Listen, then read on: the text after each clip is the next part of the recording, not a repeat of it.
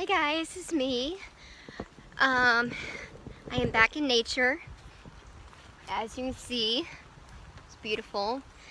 But the sad thing is, our national park is closed.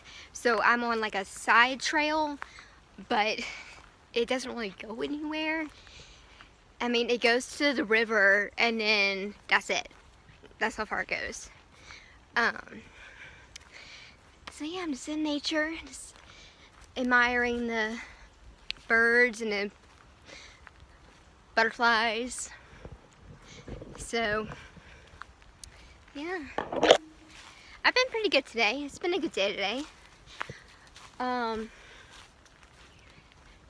yeah, can't really complain much. But yeah, I just had like a little snack, had some Teddy Grahams by the river, which was nice. So yeah, that's it for today. Well, for right now, that is. So yeah, I might go walk down this thing and see what's over that way,